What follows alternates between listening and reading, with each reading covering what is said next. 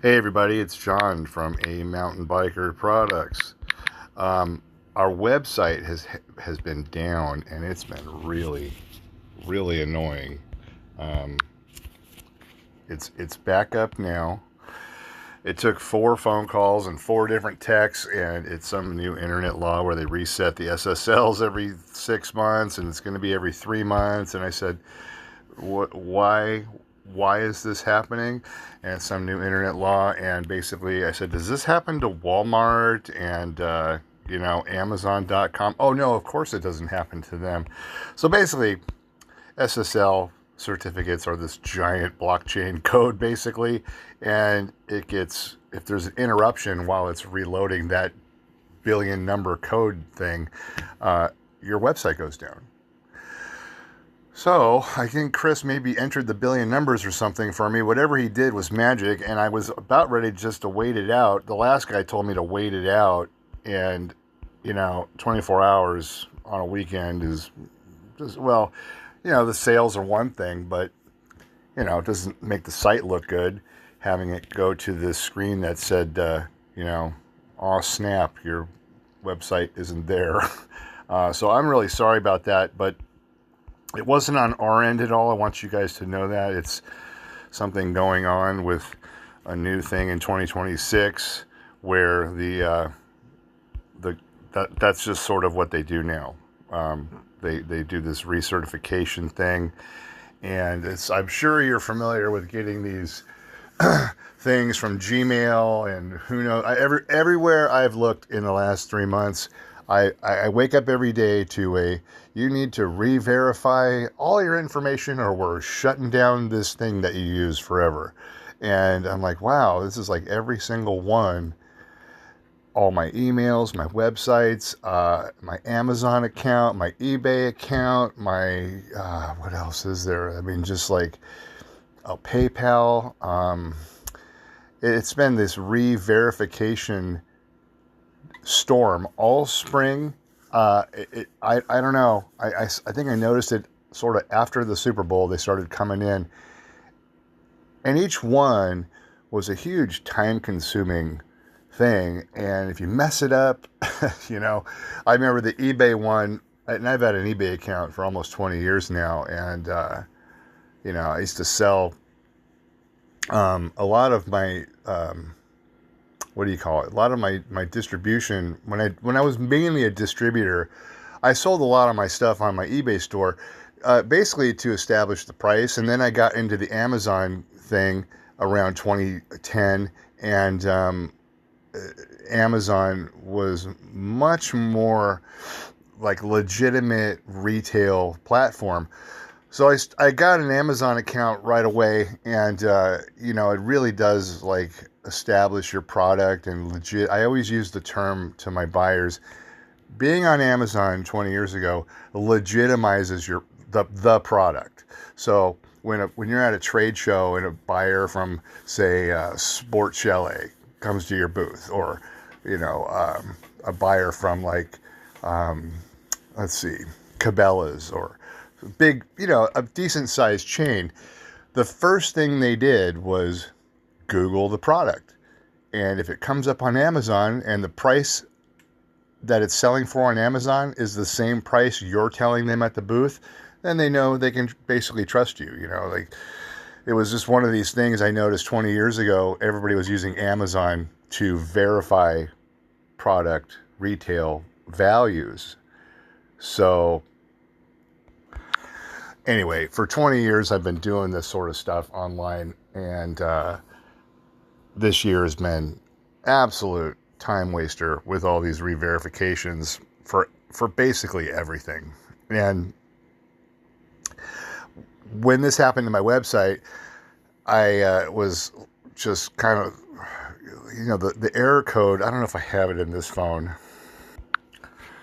I just put up the site is back up. But before that, you got this message that the site was down, and it said, the site can't be reached. The message might be temporarily down or may have moved to another permanent web address. Something like that. I can't read the whole thing there. But, it took four texts to solve the problem.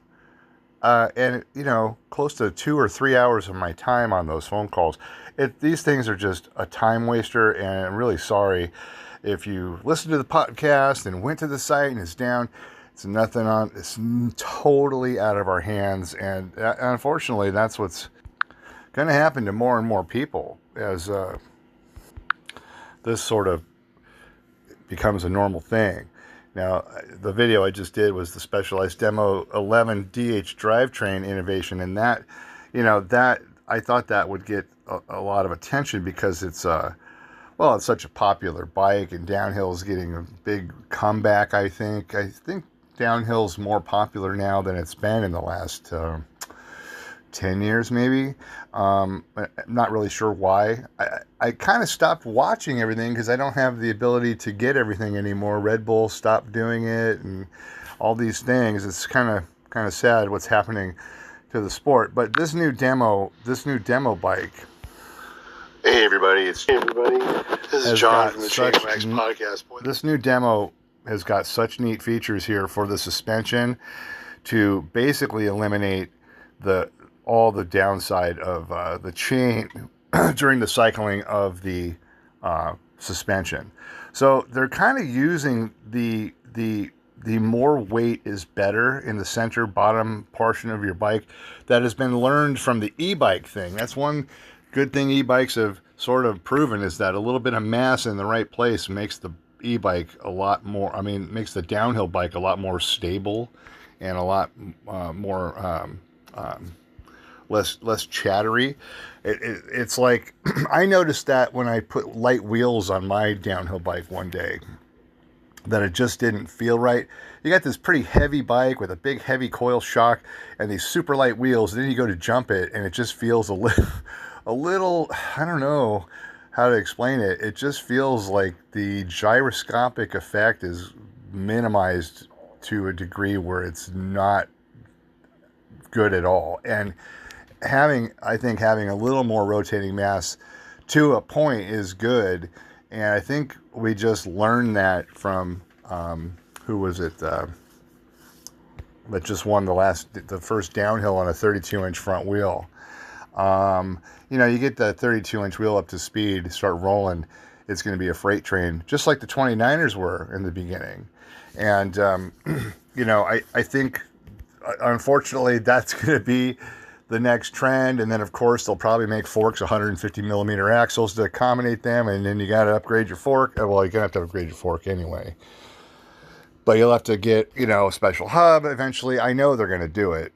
They should just go back to 150. Well, the downhill bikes used to always have the 150 rear axle. I don't know what the new downhill bikes have, if they've just gone to 148. I mean, my bikes are pretty old. I only have one downhill bike left now, but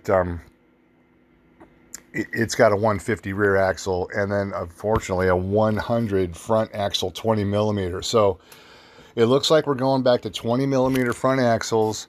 They're probably going to do a year of a transition, and then they're going to go, oh, here's the new hub for your 32-inch wheel. It's a 148, just like the rear. I bet you dollars that's going to be the case. So yeah, I'm really digging that, and I expressed that in the last video. And unfortunately, everybody that watched it that went to the website hit a dead end. Sorry about that. Hope you hear this video and give it another try. Again, I think the 5311 is a perfect candidate for this bike. And it looks like it is a sealed system. It looks like there's a cover that goes there. So in that case, you could even use the Bike Park formula or the 1.2 to really have it clean. But, you know, 5311, we know that on a pedal bike, you're going to get 6,000 miles of pedaling before you're anywhere near the wear point. I mean, my bikes that have 5311, right, which is shown right here, my bikes have over 6,000 miles on the 3 trail bikes, and I just measured the chains with new calipers I bought just to make sure my chain checkers are still accurate, which they are. And I'm still somewhere around 17% of the 15% wear that you're allowed. So I checked multiple locations on these bikes, and it's really quite amazing because it's actually less than that with the calipers. My chain checker, my Park Tool CC2 was showing 17-18% on these bikes, okay? And the calipers were showing more like 10%. Now, a 10% worn chain is basically where you are if you do 100 miles with the packing grease. Back in the day, they told us to use the packing grease to break in the chain, you know, and now I say put my Smooth Lube chain prep on. If you're going to do it that way, just ride to break in your chain. Use the chain prep formula and just ride it in. Now, that's on the website under how to use wax. There's 2 PDF things on how to use the product there. And they basically are showing the old way where we would break in the chain by riding using chain prep formula, and then from there you could switch out to Lube and Schleiden LS1, which is the bike park formula in the black and white label bottle. So it's the black bottle with the white label. The original, we call it the bike park formula now because that's what it was designed for. Anyway, Formula 1.2 is more of an all-purpose trail formula, and for gravel bikes and commuter bikes, beach cruisers. 1.2 is for pretty much everything. And then you start getting into the racing level people that train and do longer rides often, like 50 to 100 mile rides is your normal thing. Then the 5311 is where you want to start from there. And then from there, you can decide if you want to add some dark matter to it, or if you want to even try the Uber Clear for, like, say, winter conditions. Those are the 3. So, and I'll show a picture of those real quick. I'm just scrolling through here. Let me just find some pictures here. Here's me at Sapway Park having some fun on my different bikes. I've got about 3 bikes I take there. I've got my old Canfield, I've got my old SB66, and my dirt jumper. And these are just a bunch of pictures somebody took for me one day. That was awesome. Now that's an old friend of mine from 30 years ago. That's her band. That's in there. And this is my download section here when people send me things. So here's the chain prep formula. Here's the bike park formula. There's the dark matter, and then the Uber Clear with the gold label. And this is basically all your mountain bike stuff until you start to get into XC racing and long distance gravel biking. You might want to try the 5311 as in shown here. So this is our mountain bike and road bike race formula. And, you can see here on the label that's peeling in the freezing cold when I film this.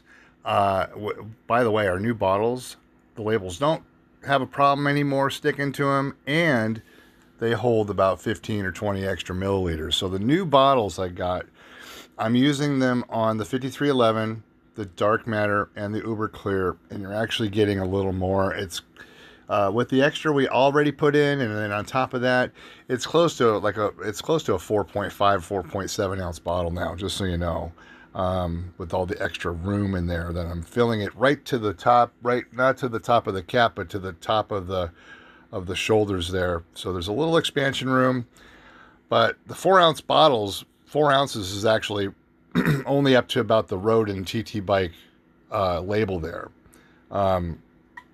So we fill it all the way up, just so you know.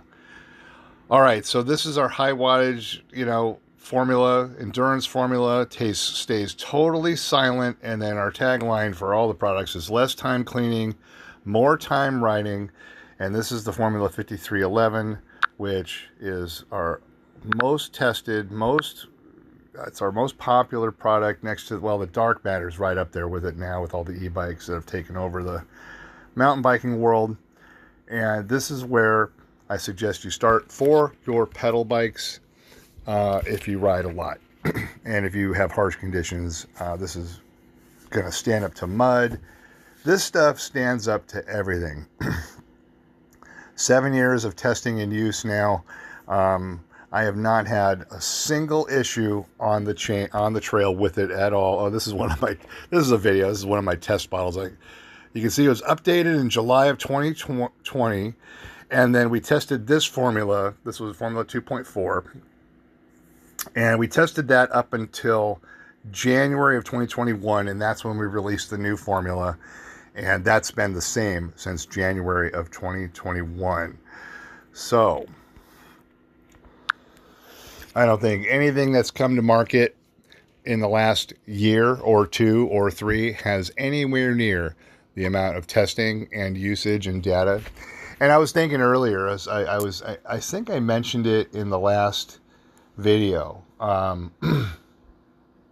that, you know, if you do have a problem and there does something's grinding in your chain, it's really rare that happens. And I was saying, you know, to use the chain prep formula to loosen things up, and you can rinse it out or whatever it is, whether you had a big muddy ride or just happened a piece of sand somehow got in there and you can hear it every cycle that your chain goes around. You know, you could use the chain prep formula to loosen it up, get it out. But I wanted to add this, that in the 8 years since Sea Otter, I've only had this happen to me one time in about 30,000 miles or so since then. And it happened to happen, hold on. It happened to happen on one of my trail bikes, my SB45. This is probably the 5.5, but it looks the same. And it happened on a ride when I first drove to meet Michael from the Old Guy in a Bike channel. And we went on that Sand Canyon ride, or not Sand Canyon, Fish Canyon ride, 10-mile climb, stream crossings, dozens of stream crossings, lots of sand, right into fluffy dust. And this was on the Formula 1.2. And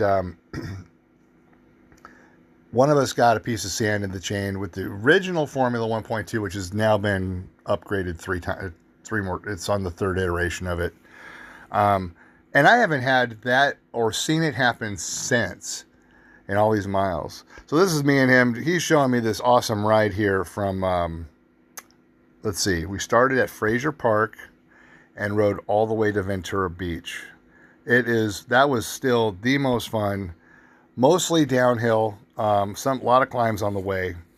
So it was a long one, about 75, 80 miles or something like that. I took my endurance bike. I had the bars slammed on it, but it was much more comfortable. And you start at about 8,000 feet and you go down to sea level over the course of this. So it's mostly downhill. It's you know, you got some huge climbs in the middle, but it was really, really fun. I can't tell you how great that ride was. And then this road got washed out. This is the 33 section of it. Road got washed out. I heard it's repaired. Haven't been back. Something I would want to do again on the road bike if I ever get back on the road bike again. I think we saw like 4 cars the whole trip. It was amazing. A lot of motorcycles though. A lot of guys on Harleys. So I don't know. The point of that was that the problem I described in the last video is so rare. It's only happened to me on a ride one time, other than mud inundated chains where you just, you know, bike gets packed solid. That's a different deal. But on your typical ride, nothing sticks to this. It's so rare that you have to go through stream crossings, into sand, into dust, into streams, into sand, into dust for it to even happen. And on your mountain bike, here's my SB 165. Can't believe they're still making this bike. This is a 2021. They're still making this bike. They made it a little longer. Everything's got to be longer. But you know, this is basically my downhill bike now, and I can't wait to get another proper downhill bike again. But it's, you know, these sorts of things are probably never going to happen on your trail bike. I mean, it's so rare. So yeah, it's a rare occurrence. Here's my SB6. I believe that is my SB6. Hold on. Nope, that's my SB95. But what I did with my SB6 is I turned it into a little kind of a dirt jumper thing. Let's see, is that the dirt jumper? anyway, bottom line is I turned my SB66. I put a shock on it that lowered it. I took a shock off of 5.5, an old 5.5, which the shock stroke was about a ½ inch shorter or so than the stock SB66 shock, which lowered the bottom bracket about an inch or so and reduced the travel. And it became this super fun jump bike just by putting a shorter shock in to sort of lower the bike center of gravity. And anyway, it's been real fun having these bikes to jump. This might be my dirt jumper. It's such a small picture I can't really see it. Oh, that is my dirt jumper. Yeah, but yeah, this is Sapwe Bike Park. Did a lot of testing on the dirt jumpers here, you know, because these are low pedaling situations where your front tire is throwing dirt onto the chain, but yet you are not pedaling enough to shed it away. And so what can happen is it'll start grinding if it's accumulating sand. This is very sandy soil. So if it accumulates sand and then you on the trip back up to the ramp, you can hear some grinding if your chain lube is accumulating sand, you know. And we just didn't have that problem with the lube and slide and bike park formula. Didn't have that problem with 5311. Basically, nothing sticks to it. And this situation is a kind of a different situation, more like a downhill bike. And that's what I've been talking about the last two podcasts is, you know, how our product is so good for downhill bikes. You're not going to believe it. And you know, here's a customer's bike. Many rides, many uses. Applying the 5311, and this is what the chain looks like after super dirty ride. And you know, he's putting it on. He's got a Shimano chain, and he's, you know, just a regular Shimano chain here, just a regular old CN. I don't remember the numbers here, but it looks like a standard chain. There's nothing fancy about it. It's just what you get with most Shimano systems, and you can see just how clean it is from the dust. Now, there is a little bit of lube building up between the links there, but that can be remedied with some chain prep formula as well. Most of it sheds away when you apply it very thinly and evenly.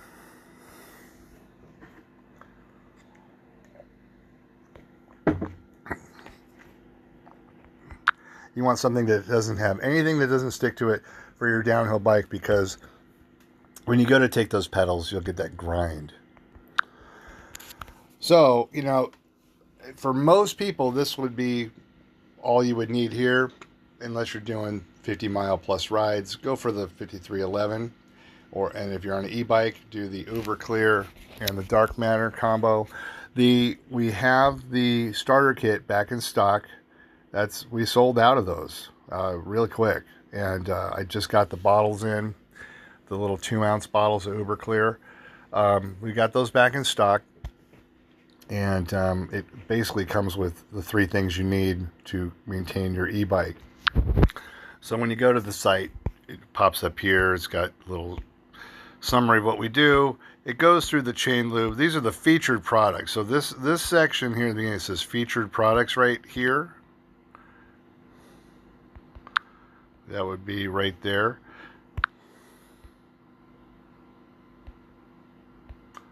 And then when you scroll down, you'll go through in order, a price order. That's why it's in the order it is. Oh, actually, no. It's in order that I put them. The rest of the website is in price low to high until you reset that. But here's the starter kit, $34.95. You get the chain prep formula. You get a 2-ounce bottle of Darkmatter, and then a 4-ounce bottle of Uber Clear to reset the wax every few rides that you need to just do a wax replacement and not a Darkmatter, because you won't need the Darkmatter every ride for typical use. So there it is. And then you go to view all products, and let's see.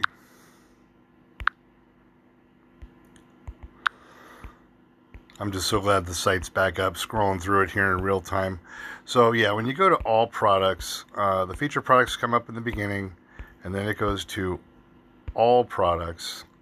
And there's the Chainwax applicator brush, which comes with the starter kit, by the way. So you get a free one there. And then we've got the guitar string formula. I've had sold a few of these. And I haven't got any feedback from them, but boy, I tell you, makes your guitar strings last forever. Here's the household clean lube for just stuff around the house. Repels dust, waterproof, hundreds of uses, very good for the environment compared to everything else. And let's see, then we've got the tool lube, a little more heavy duty if you want to try something that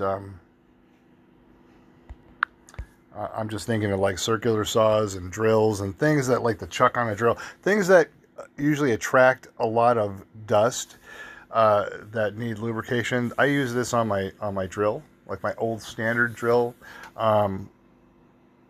so the sawdust doesn't stick to it, and yet the chuck is lubricated. And that all was inspired by the original formula here, this stuff here, and the 1.2. So my phone's a little wonky because I got a chip in the screen. Got the new phone here, just haven't switched over the SIM card yet. And then we have the shot bottles coming up here. So we have the bike park formula in the shot bottle now for 16 ounces, $39. Okay, that'll last you all of bike park season and then some, and all your friends. Okay, $39. Lubin Schleiden bike park formula, also known as Formula LS1. And then we have the chain prep formula in a shot bottle, $39.95. So, there you go. Those two would be all you would need to maintain your downhill bike with a standard drivetrain. Got my lightweight XC knee pads there. I wear them everywhere. I don't even ride without knee pads anymore because they're so comfortable. It just gives me that extra feeling of security, just knowing if I go down, it's not my bare skin to the rocks and gravel on the trail. So I just wear them for everything. And then here's we changed the stickers on it, but this is the Smooth Lube 1.2 shot bottle, and it is $45. So it's a few dollars more than the bike park formula. The Formula 5311 is still on sale at $48. It's really low. So I probably lower the price of the Formula 1.2 down to $40, just so you know, after seeing this. And then the Darkmatter is $54. This stuff is so expensive to make. And, there's a lot of it in here. This will last you a long time. This will last you probably years on your e-bike if you're a typical rider, unless you ride every day. But my testing guy who rode a lot in the e-bike testing, he got the prototype shot bottles of 16 ounces, and he was going like 3 months at a time on a shot bottle. So that's a pretty good deal for an everyday rider. Now, we don't have the shot bottles of the Uber Clear. I will work on that this week. Got plenty of production to make. We sold out. We sold out of everything. And the site went down, and I thought, well, at least we're sold out. And so we got some production done this week, and yesterday, actually, while the site was down, I got a lot of stuff relabeled, basically sitting there and labeling bottles for 4 hours. Not that glamorous, not that fun. I do enjoy it though, but 4 hours goes by so fast you wouldn't believe it. And the site was down. I'm like, well, at least I'm not going to have anything back ordered. But we have everything in stock, and now I will work on getting another production of Uber Clear, enough to fill a bunch of shot bottles. So we'll do that too. Here's a little shot of the Plant Power Racing team sporting the jersey that had my logo on it. And that's how we got a lot of the real legitimate road testing done, was from these kids. There was about 5 or 6 of them that were using it.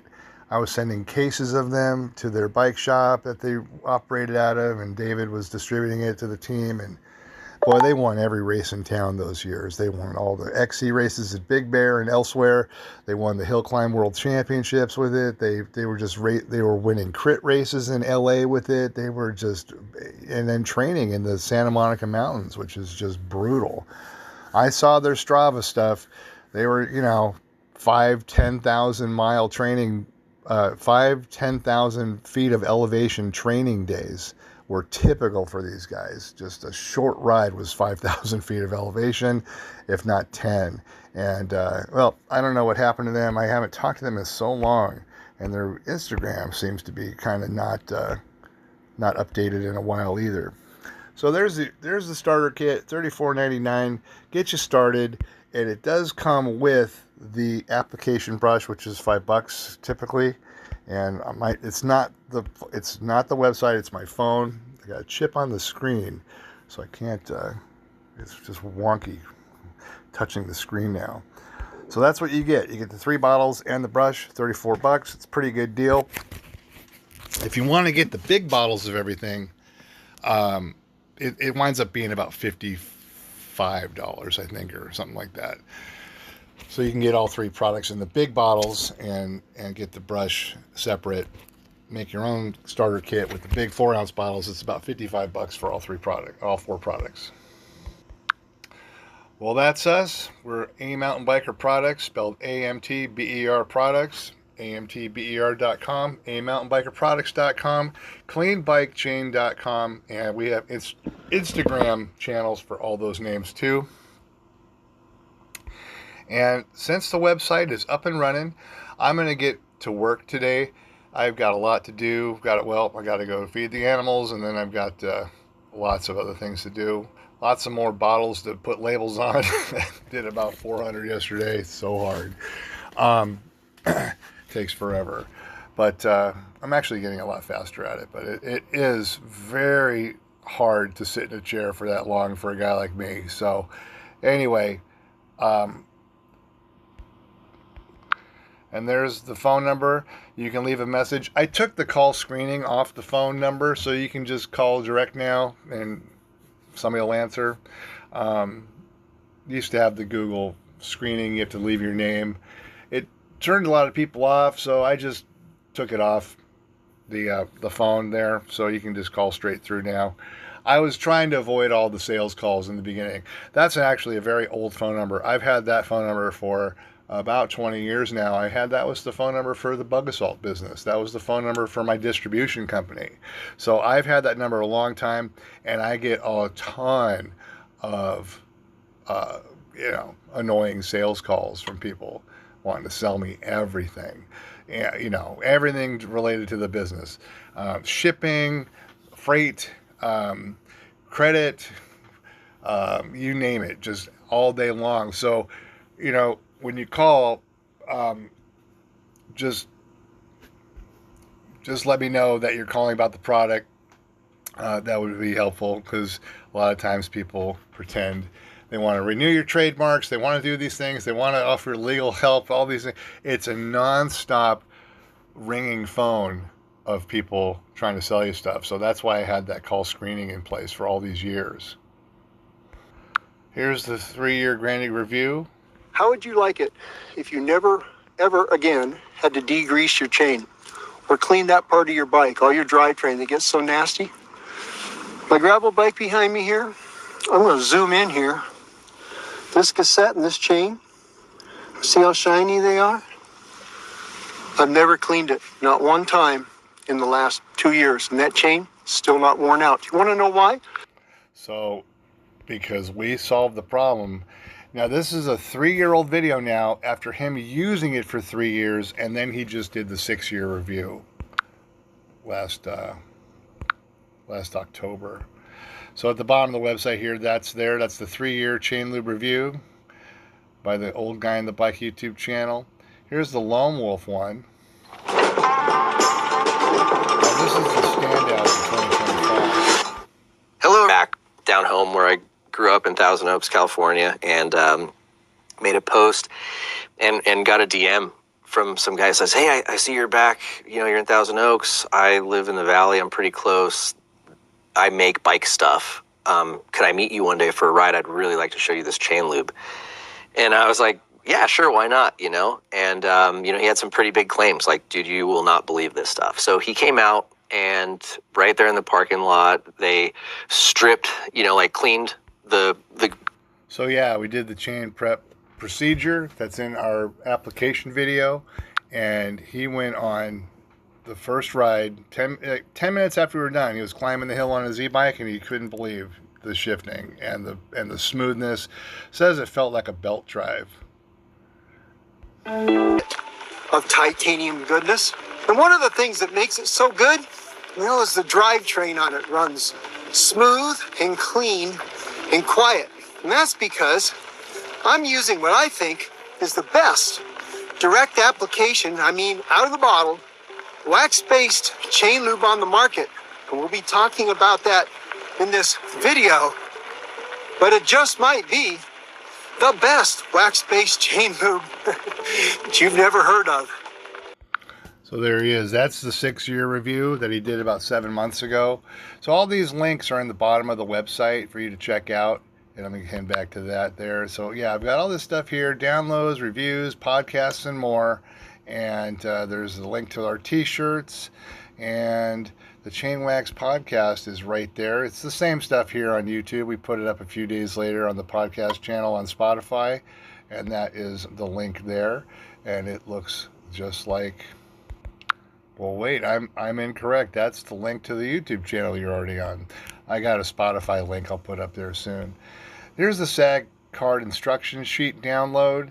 Here's the introduction to wax. It's a JPEG, but it's basically a bunch of, it's a bunch of text explaining why this wax works and how to put it on. There's the smooth lube directions.